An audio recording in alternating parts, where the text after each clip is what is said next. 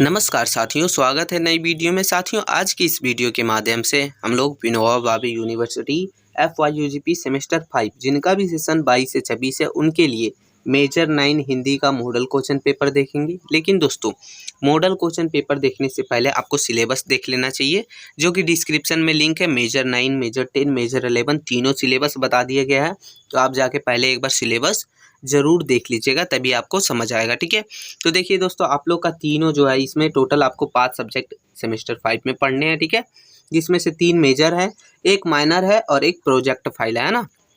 तो चलिए शुरू करते हैं। टोटल 100 मार्क्स का होता है, आपको पता है, जिसमें से 25 आपका कॉलेज में इंटरनल लिया जाएगा या फिर ले लिया जा चुका है। ठीक है, और 75 मार्क्स का फाइनल होता है। 3 घंटे का टाइम मिलेगा। तो चलिए हम लोग क्वेश्चन वगैरह भी इसमें देखेंगे। 2 खंड में रहता है दोस्तों, खंड का और खंड खा। ठीक है, खंड का में टोटल 3 प्रश्न रहते हैं। प्रश्न 1 5 ऑब्जेक्टिव, प्रश्न 2 और 3 5-5 मार्क्स के। ठीक है, चलिए देखेंगे तो ज़्यादा समझ आएगा। ठीक है, तो देखिए प्रश्न 1 हम लोग का है, बोल रहा है निम्न सभी प्रश्नों का उत्तर एक शब्द या वाक्य में देना है। यानी कि पहला क्वेश्चन का जो आंसर देना है आपको एक शब्द या एक वाक्य में देना है, क्योंकि 1 मार्क्स का। ठीक है, तो ये चीज़ ध्यान रखिएगा।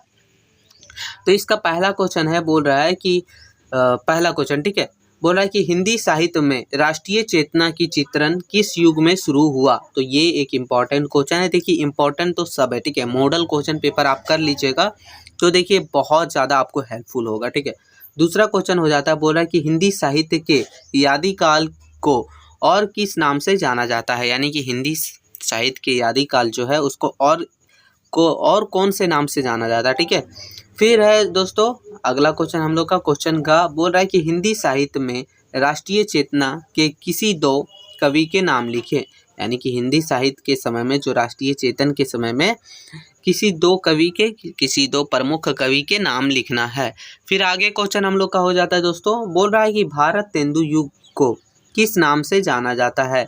यानी और एक नाम से जाना जाता है, उसको क्या बोलते हैं। ठीक है, और लास्ट क्वेश्चन हम लोग का बोला है कि किस कवि को राष्ट्र कवि कहा जाता है। तो ये 5 क्वेश्चन है।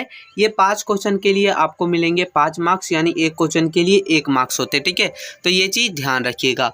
फिर दोस्तों हम लोग का क्वेश्चन दूसरा, क्वेश्चन तीसरा जो है ये है 5-5 मार्क्स का। ठीक है, तो चलिए देखते हैं। दूसरा क्वेश्चन बोल रहा है कि हिंदी साहित्य में भारत तेंदु हरिश्चंद्र के योगदान का वर्णन कीजिए। ये बहुत ही इम्पोर्टेंट और बहुत ही ज़रूरी क्वेश्चन है। ठीक है, ये आपको ज़रूर से ज़रूर देख लेना है। ठीक है, और देखिए 5 मार्क्स का है तो कम से कम 2 पेज में लिखिएगा, क्योंकि देख रहे हैं आप लोग जो है उल्टा सीधा लिख देने के कारण बहुत सारे लोगों का प्रमोट लग जाता है, तो ये चीज़ आप ध्यान रखिएगा। तीसरा क्वेश्चन है दोस्तों, बोल रहा है कि मैथिली शरण गुप्त, ठीक है, कि काव्यगत विशेषताओं का उल्लेख कीजिए। ठीक है, तो ये क्वेश्चन आपका हो गया। ठीक है, अब हम लोग आते हैं खंड खा की ओर। दोस्तों खंड का खा में दोस्तों आपको टोटल 7 प्रश्न मिलते हैं। कितने? टोटल 7। लेकिन आंसर जो एग्जाम हॉल में सिर्फ 4 प्रश्न, कोई भी 4 प्रश्न का देना रहता है। एक क्वेश्चन के लिए आपको मिलते हैं 15 मार्क्स, तो 4 के लिए आपको मिलते हैं 60 मार्क्स। ठीक है, तो ये चीज़ आप ध्यान रखिएगा, और एक भी क्वेश्चन लॉन्ग टाइप वाला मत छोड़िएगा, क्योंकि यहीं से आपका मार्क्स जो है इंक्रीज होता है। ठीक है, तो देखिए बोल रहा है निम्न में से किन्हीं 4 प्रश्नों के उत्तर दे। तो ये पहला क्वेश्चन हो जाता है, क्वेश्चन नंबर 4 हम लोग का। ठीक है, और खंड खा का पहला। ठीक है, बोल रहा है कि राष्ट्रीय चेतना की परिभाषा एवं स्वरूप पर प्रकाश डालिए। ये एक इम्पॉर्टेंट क्वेश्चन हो गया। ठीक है, ध्यान रखिएगा। आगे क्वेश्चन है, बोला है कि हिंदी साहित्य के विविध युगों में राष्ट्रीय चेतन का विकास पर प्रकाश डालिए। यानी कि हिंदी साहित्य के अलग अलग युगों में जो है राष्ट्रीय चेतना का विकास कैसे हुआ था, उसके बारे में आपको डिटेल में लिखना है। ठीक है, अगला क्वेश्चन नंबर 6 हो जाता है दोस्तों हम लोग का। बोल रहा है कि हिंदी काव्य में राष्ट्रीय चेतना के स्वर को रेखांकित कीजिए। तो ठीक है, हिंदी काव्य में राष्ट्रीय चेतना के स्वर को रेखांकित कीजिए। 7वां क्वेश्चन है, बोल रहा है कि हिंदी साहित्य के आदिकाल की प्रमुख प्रवृत्तियों पर प्रकाश डालिए। तो दोस्तों जितने भी क्वेश्चन आपको दिख रहे हैं, जितने भी, आप एक भी मत छोड़िएगा, क्योंकि बहुत ज़्यादा इंपॉर्टेंट है। ठीक है, आगे क्वेश्चन नंबर 8वां हो जाता है दोस्तों। बोल रहा है कि भारत तेंदु हरिश्चंद्र की कविताओं में राष्ट्रीय चेतना का वर्णन करें, उनके कविता संग्रहों और प्रमुख कविताओं का उल्लेख कीजिए। तो ये भी एक इम्पॉर्टेंट क्वेश्चन है। आगे क्वेश्चन नंबर 9 हम लोग देखेंगे।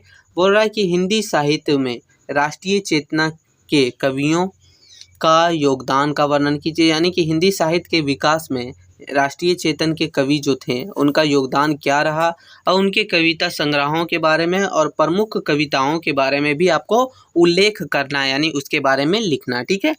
अब लास्ट हम लोग का क्वेश्चन नंबर 10वां हो जाता है। बोल रहा है कि आधुनिक युग में राष्ट्रीय चेतना के महत्व का वर्णन करें, इसके विकास में साहित्य और मीडिया की भूमिका का उल्लेख करें, यानी इनके विकास में जो है साहित्य और मीडिया की क्या भूमिका रही, तो ये चीज़ है। ठीक है दोस्तों, तो ये टोटल 7 प्रश्न है आप लोग के लिए, जो सातों को सातों आपको कंप्लीट कर लेना है। ठीक है, एग्जाम हॉल में तो 4 लिखना है, लेकिन यहाँ आपको सातों कंप्लीट कर लीजिए, और साथ ही साथ ऑब्जेक्टिव सब्जेक्टिव सब आपको इंपॉर्टेंट क्वेश्चन वगैरह सब बताया जाएगा। ठीक है, धीरे धीरे।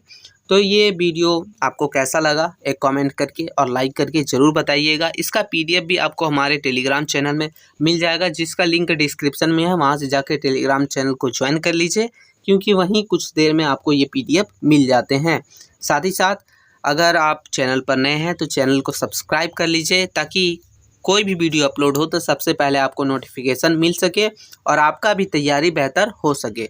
मिलते हैं नई वीडियो में, तब तक के लिए जय हिंद साथियों।